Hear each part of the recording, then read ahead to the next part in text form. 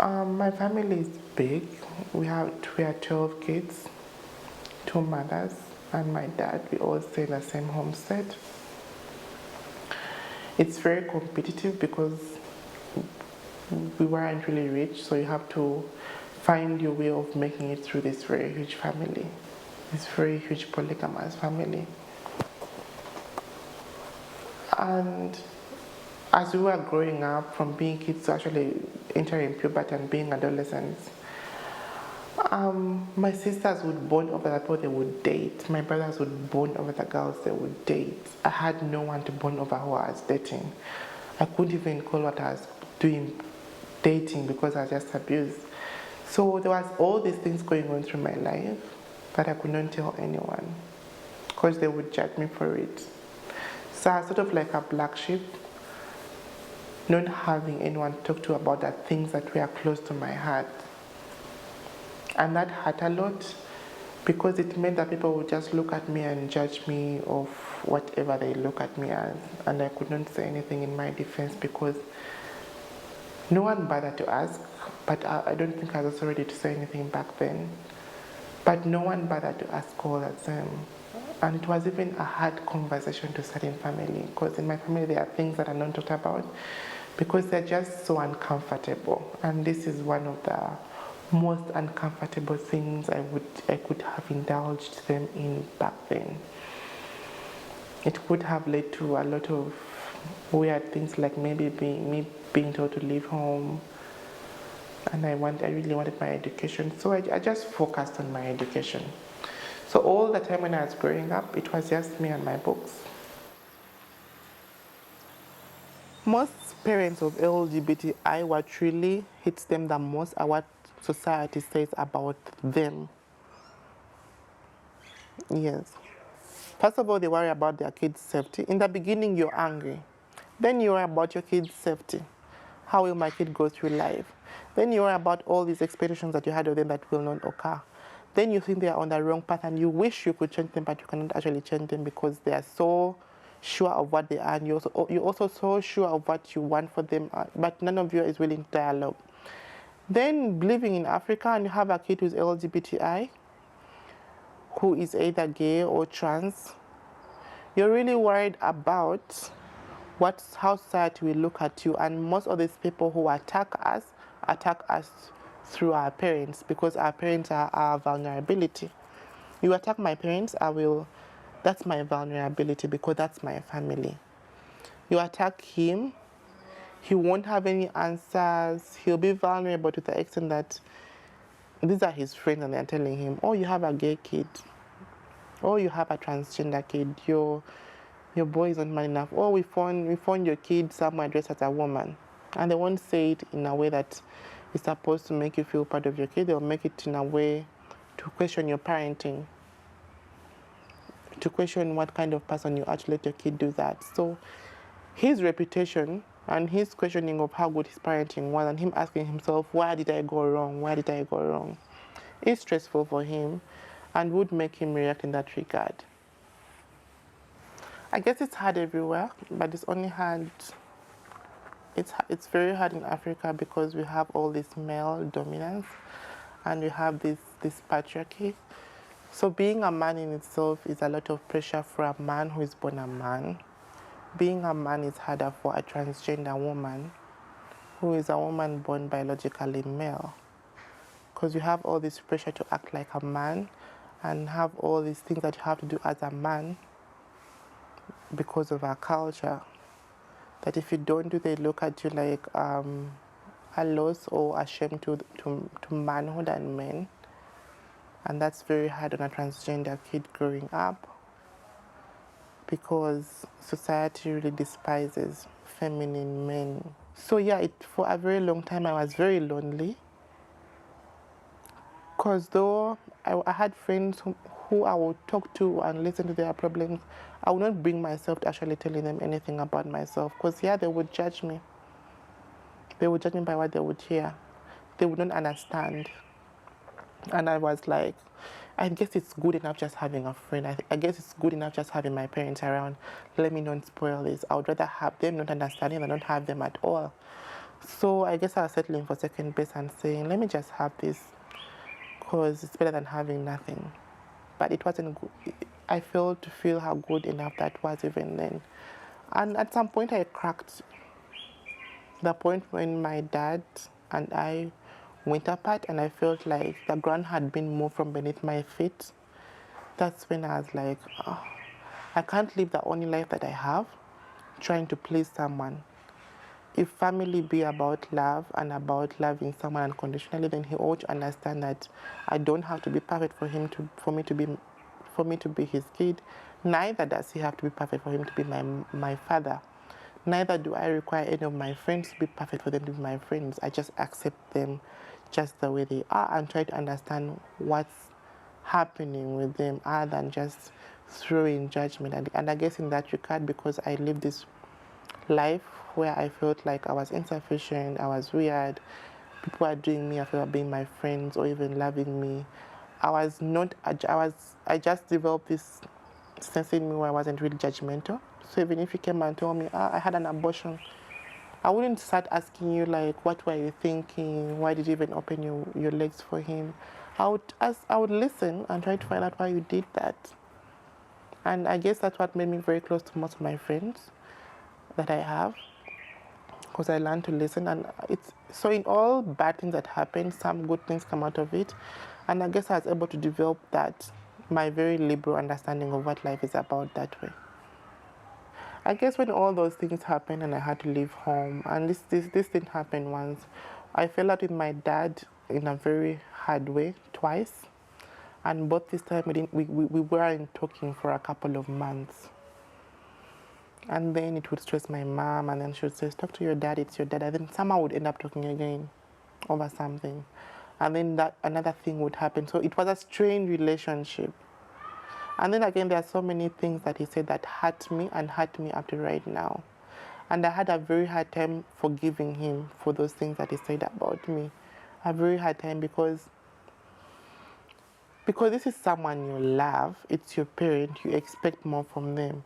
So you go out there, you have all these things said about you, you say it's always home is best.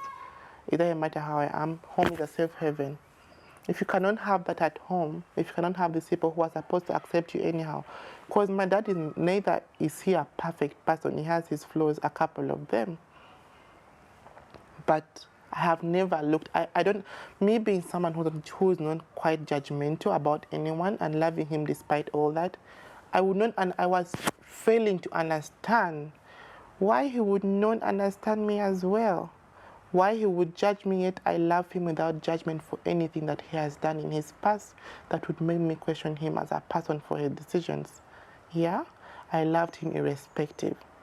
What hurt me is that despite me trying to make him happy and despite him loving him irrespective, he failed to give me the same courtesy. And he said so many hard things that hurt me so much. And for a very long time, I actually hated him. So he took this bond which was so great. If you loved someone so much and then they do something that hurts you so deeply, something in you cracks, and this bond that he broke, as strong as it was, he broke it. So right now, it took me so long to forgive him. It took so long for me to try to get my point where I'm understanding where he's coming from. But even then, I'm at a point where I'm like, yeah, he's my dad. I cannot change that fact. He's my biological dad. I cannot change that fact. And yeah, I have so many years I shared with him under his roof. And yes, he cared for me. I cannot erase all those things. But that bond that we had before, even if he was a decent person, he hadn't said any such things. That bond I failed to rebuild. And maybe with time I will rebuild that. I cannot say I hate him right now, but I cannot say that we are close. I wouldn't say my dad is all bad. I would say just like in any family, you have your bad moments where things are said that cannot be taken back. And that's not just between me and my dad, that's between me and my siblings as well. But yeah, that's what family is about. Family is about drama. And family is about all these things happening that you wish you could take back, but in the end, that's your dad. In the end, that's your sister, that's your brother. And I guess if this happens, you try to make sure that these things that are very uncomfortable don't happen again. So he's not a bad dad. Yes, him and I are very distant in the sense that we never had anything much to share. And so is it with most of my siblings. We are not so close to our dad. We are more close to our mothers. Because I guess earlier it was because of his work that used to take him away so much, but also it's because of that Africanness in him being our father and not being so close to us, because we weren't so close as to talk about things, as to hang out with him. No, we didn't have that, yeah. But he took care of the basics. He paid our school fees, he fed us, he raised us up. But yeah, when it came to things where you would expect him to understand as a parent, he would tell you, no, I won't understand that.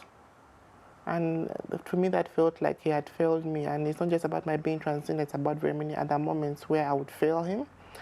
And my mom would try to understand why this is happening, and he would just condemn you for what has happened. For example, I remember when I was finishing my college, somehow it was thought that I hadn't gotten a scholarship.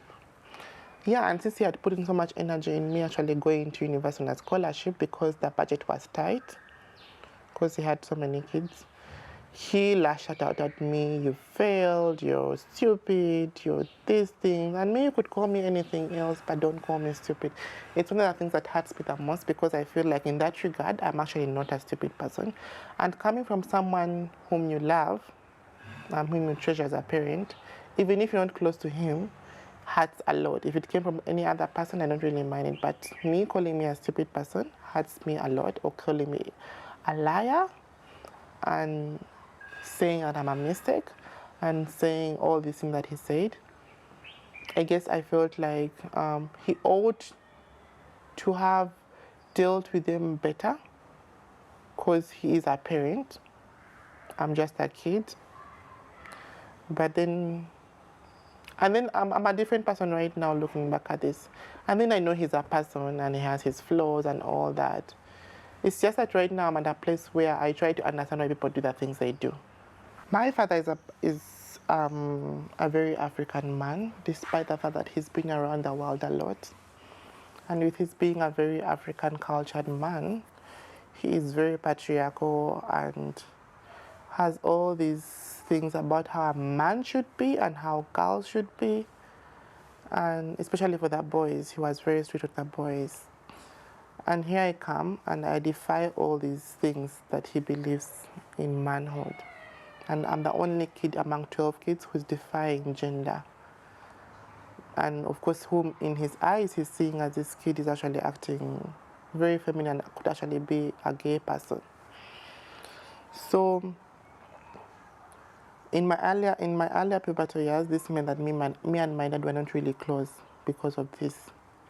And it meant that how close we were was only about my academics and how I was excelling at them, and how I wasn't involved in any hanky-panky, playing with the girls, taking marijuana, stealing his cars, none of these things, yeah?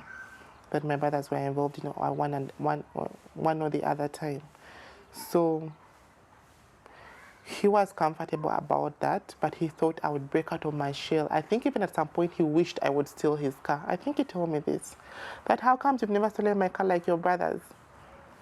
But I'm not into cars. I'm so feminine that way. I'm not into cars. I wasn't into drinking. I wasn't into doing so many things that boys were crazy about doing and adventuring about. I was such an introvert that I kept to myself when I was growing up. My father always liked me because I was one of his exemplary kids. And then I guess it broke his heart seeing one of his exemplary kids doing something that was so bad that it was so out of the ordinary. And he thought he would beat me back into being the person he wanted me to be. And that ended up separating us for like 8 months, twice. It was 8 months the first time, it was 8 months the second time. The first time it was just him abusing me verbally. The second time he actually beat me up, and then we separated for like 8 months when I left home. What changed him is the fact that he actually missed the bondage we used to have as father and kid. And for me, it was done, it was gone. I couldn't forgive him. What changed him is the fact that he also had that time to rethink his actions. That I think even though I didn't give him an explanation, he would have understood and left that for, let's don't talk about this, this be something we don't talk about, don't tell me who you are, but let us have a bondage. Because I think he felt that this is something he wanted to lose. Yeah. But around the time when I left home and I was pursuing my master's, I was also able to start transitioning and getting all this medical advice and going for checkups to find out what was wrong with me. And then my sister, I started sharing these things with my sister who is in Norway, in Trondheim. And then she started having these conversations with them. And then finally he was like, let me talk to you. And then I knew I was going to talk to him, so I went with all my medical documents talking about the fact that I'm actually not a gay person. And when I told him I wasn't gay, he was very happy. I guess he couldn't sort of like come to comfort with the fact that I was actually a gay person. So I told him, Daddy, I'm not gay, like you used to always ask me. You used to always ask me this thing and I had no answer. Now I have an answer, so let me tell you what I am. I am not a gay person. I know that there's anything wrong with gay people, but I'm not a gay person. This is what I am. I'm transgender. It means this and this and this. These are the medical documents to accompany it. I'm also intersex. And this here are the CT scans to show how intersexed I am. Yeah. So the fact that it was coming from I approached it from a medical perspective, and the fact that he came to realize that I wasn't choosing something, because he thinks that being gay is a choice. Yeah. But the fact that I let him know how all this happened and how it is, and the fact that I guess he just wanted something to sort of like come to terms with it, some sort of explanation for me to come to peace, some sort of things, something to give him closure, because he didn't want to lose our relationship, but he also didn't want that. So, but why are you that way? So me giving him an answer as to why I'm different, and meeting him I wasn't gay, made him feel comfortable. Him knowing that it wasn't a choice made him feel comfortable. And then he also got reading about several different things. And my sister Carol also contributed, because she used to call him and ask him and argue with him a lot. And they used to have talks with my mom. And then he first had trouble with me expressing my gender in Uganda. Then he's telling me, maybe if you travel abroad and you stay abroad, that would be better, because I think he also was battling with how his peers would look at him and his reputation in society. Yeah.